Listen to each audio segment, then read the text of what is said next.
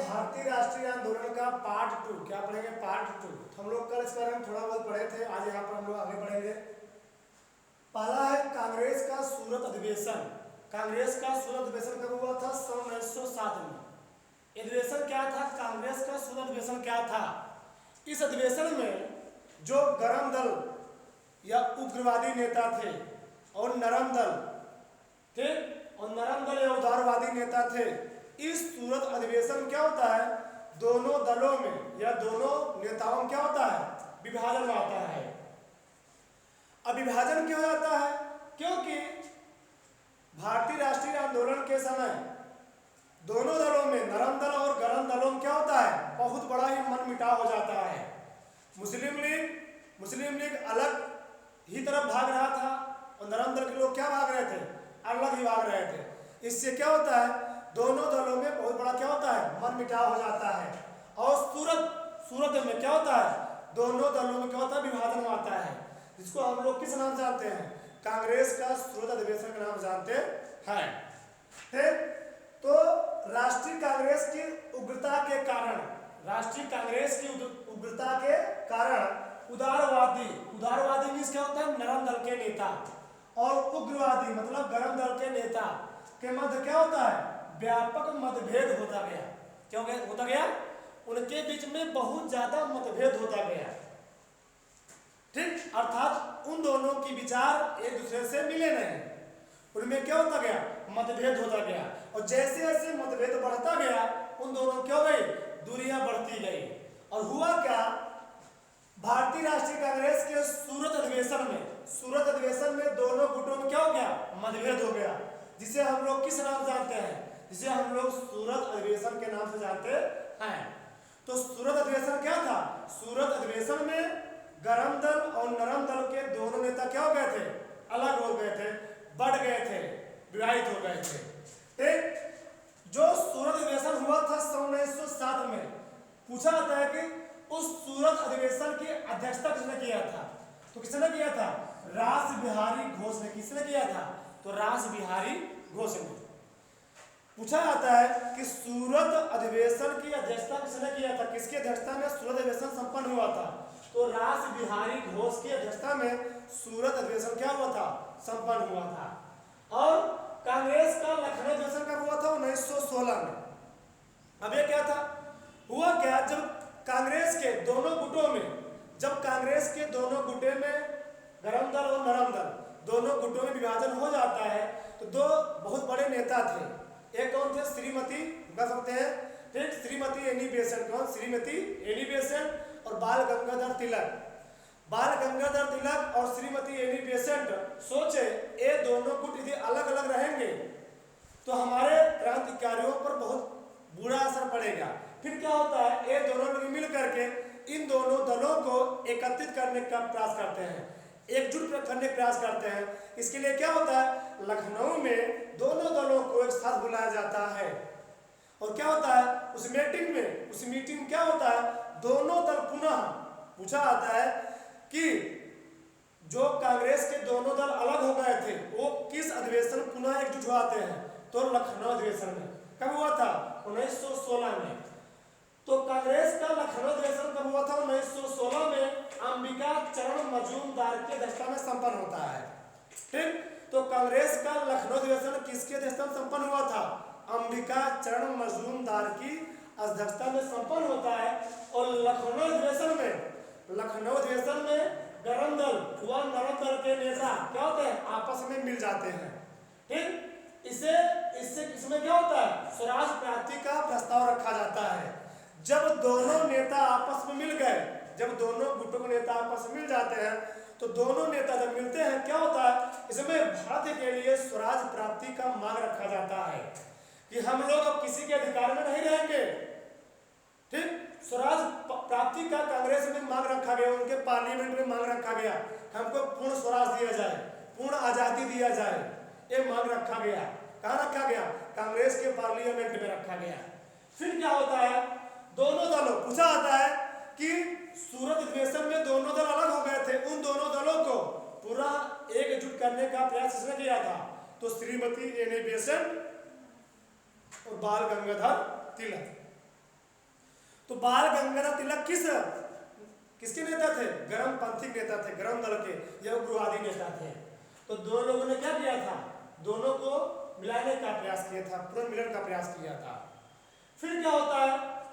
फिर home rule league की स्थापना होती है। कब होती है? 28 अप्रैल 1916 को। पूछा जाता है कि होम रूल लीग की स्थापना होम रूल लीग की स्थापना कब की गई थी? 28 अप्रैल 1916 को। ठीक, सर्वप्रथम आयरलैंड में होम रूल लीग की स्थापना की गई थी। पूछा जाता है कि सर्वप्रथम किस देश में होम रूल लीग की स्थापना की गई थी? तो आयरलैंड में। कहां पर? आयरलैंड में। ठीक, 28 अप्रैल 1916 ईस्वी को बाल गंगाधर तिलक द्वारा महाराष्ट्र में पुणे में क्या होता है? होम रूल लीग की स्थापना की जाती है। ठीक, तो 28 दिसंबर 1916 ईस्वी को बाल गंगाधर तिलक द्वारा महाराष्ट्र के पुणे शहर में क्या होता है? वहां पर होम रूल लीग की स्थापना की जाती है तथा सितंबर 1916 ईस्वी में एनी बेसेंट में मद्रास में Akhil Bharatiya home rule league की स्थापना की। बाल गंगाधर तिलक ने क्या स्थापना किया? Home rule league. और श्रीमती एनी बेसेंट ने क्या स्थापना किया? Akhil Bharatiya home rule league की स्थापना किया। फिर एनी बेसेंट ने और इस होम रूल लीग को बहुत ज्यादा प्रोत्साहित करने के लिए इन दोनों ने बहुत ज्यादा प्रयास किए, बहुत ज्यादा प्रयत्न किए। ठीक, तो श्रीमती एनी बेसेंट ने अपने दैनिक पत्र न्यू इंडिया द साप्ताहिक पत्र कॉमनवेल्थ द्वारा श्रीमती एनी बेसेंट ने अपने दैनिक पत्र न्यू इंडिया और साप्ताहिक पत्र कॉमनवेल्थ द्वारा इसको प्रोत्साहित करने के, फैलाने के लिए प्रयास किए इस पत्रिका के माध्यम से। किसने? श्रीमती एनी बेसेंट ने। और बाल गंगाधर तिलक ने अपने पत्र केसरी और मराठा पत्रिका के माध्यम से लोगों के पास संदेश पहुंच जाए इस होम रूल लीग का मांग क्या है, लोगों के पास इसको जानकारी पहुंचे। इन दोनों लोगों ने क्या किया? प्रयास किया अपने पत्रिका के माध्यम से, अपने अखबार के माध्यम से। ठीक, इसका मांग क्या था? इसका मेन टारगेट क्या था होम रूल लीग का? इसका उद्देश्य क्या था? इसका पहला उद्देश्य था कि कांग्रेस की पार्लियामेंट में स्वराज की मांग की जाए। हमको आजादी मिलना चाहिए। क्या मिलना चाहिए? आजादी मिलना चाहिए। स्वराज की मांग की जाए, स्वशासन की प्राप्ति हो। यहाँ पर अंग्रेज की शासन हो, किसका शासन हो? भारतीय शासन हो, स्वशासन की प्राप्ति हो। और क्या रखा गया? आधुनिक शिक्षा का प्रचार प्रसार किया जाए। जहाँ पर कॉलेज नहीं, स्कूल विद्यालय नहीं है, वहाँ पर विद्यालय खोले जाए, कॉलेज खोले जाए। तो बहुत सारी इसमें मांगे रखी गई। किसमें? होम रूल लीग में बहुत सारी मांगे रखी गई। अगला, भाषाई आधार पर राज्यों का पुनर्गठन किया जाए। भाषाई आधार पर, भारत में जितने भी भाषा के आधार पर, जिस राज्य में जो भाषा बोली जाती है उसी भाषा के आधार पर राज्यों का पुनर्गठन किया जाए, निर्माण किया जाए। और ये करना संभव नहीं था क्योंकि उस समय, बात कब की है? 1916 की। उस समय जो भारत था वह अंग्रेजों के अधीन था और अंग्रेजों के अधीन होने के साथ साथ उस समय भारत कई सूबों, कई रजवाड़ों और कई प्रांतों में बटा हुआ था। उस समय यदि भारत को भाषा के आधार पर डिवाइड किया जाता, प्रांत बनाए जाते, तो बहुत सारे प्रांत होते, 500 से अधिक प्रांत होते। जब 500 से अधिक प्रांत होते तो उन प्रांतों में क्या होते? मुख्यमंत्री भी होते, राज्यपाल भी होते, तो बहुत अधिक मात्रा में होते। तो ये सब करना संभव नहीं था। इसीलिए बाद में क्या होता है? होम रूल लीग क्या होता है? असफल हो जाता है। बहुत सारी कठिनाइयां होती हैं और ये क्या होता है? असफल हो जाता है। फिर क्या होता है? इसी होम रूल लीग के समय ही बाल गंगाधर तिलक ने एक नारा दिया था। क्या नारा दिया था? स्वराज हमारा जन्मसिद्ध अधिकार है और मैं इसे लेकर रहूंगा। तो पूछा जाता है कि स्वराज हमारा जन्मसिद्ध अधिकार है, मैं इसे लेकर रहूंगा, यह नारा किसने दिया था? तो बाल गंगाधर तिलक ने दिया था। ठीक, आगे है नेहरू रिपोर्ट। फिर क्या होता है? जब ये असफल होता है तो क्या आता है? नेहरू रिपोर्ट। क्या था नेहरू रिपोर्ट? नेहरू रिपोर्ट क्या था? एक अंग्रेज अधिकारी था कौन? Lord Birken. कौन था? Lord Birken. वह भारतीयों को साइमन कमीशन का भारतीयों ने क्या किया? विरोध किया, पुरजोर विरोध किया। फिर क्या होता है? जब साइमन कमीशन का भारतीयों ने बहुत जबरदस्त तरीके से क्या किया? विरोध किया। और साइमन कमीशन के विरोध में ही हम लोग जानते हैं लाला लाजपत राय क्या हो गई थी? मृत्यु हो गई थी लाठीचार्ज में। और जतिन दास की क्या हो गई थी? वो भी भूख हड़ताल बैठे थे, उनकी मृत्यु हो गई थी। तो भारतीयों ने साइमन कमीशन का बहुत जबरदस्त क्या किया था? विरोध किया था। उसी समय एक अंग्रेज अधिकारी भारतीयों को चुनौती दे देता है, यदि आप लोग के पास हिम्मत इतना ही है तो आप लोग खुद संविधान बना के दिखाइए, मैं आप लोग तब मानूंगा। आप लोग खुद संविधान बनाइए। तो इससे क्या होता है? नेहरू जी, कौन? पंडित जवाहरलाल नेहरू गुस्सा जाते हैं और खुद संविधान बनाने की सोचने लगते हैं और कुछ रिपोर्ट देते हैं। उसी अंग्रेज अधिकारी से जो चुनौती दिया, उसी से उसको गुस्सा होकर के नेहरू जी ने लोगों के सामने मीटिंग में प्रस्ताव रखा, एक रिपोर्ट दिया जिसको हम लोग किस नाम जानते हैं? नेहरू रिपोर्ट के नाम से जानते हैं। उसमें कुछ मांगे रखी गई थी। क्या था? नेहरू रिपोर्ट भारत के लिए प्रस्तावित नए अधिराज्य के संविधान की रूपरेखा थी। क्या थी? जो नेहरू रिपोर्ट थी वह भारतीय समाज के लिए एक नए संविधान के लिए एक रूपरेखा था, एक आधार था, भारतीय संविधान बनाया जाए। ठीक, यह रिपोर्ट 10 अगस्त 1928 को बना। कब बना? पंडित जवाहरलाल नेहरू ने इस रिपोर्ट कब बनाया? 10 अगस्त 1928 को बनाया। और जो अंग्रेजी सरकार के लिए एक सशस्त्र प्रत्युत्तर था। क्या था? एक सशस्त्र प्रत्युत्तर था, मतलब उन्हीं के पक्ष में उत्तर था, उनका उत्तर था। ठीक, जिसे पंडित जवाहरलाल नेहरू ने लोगों के सामने 28 अगस्त 1928 को क्या किया? प्रस्तुत किया।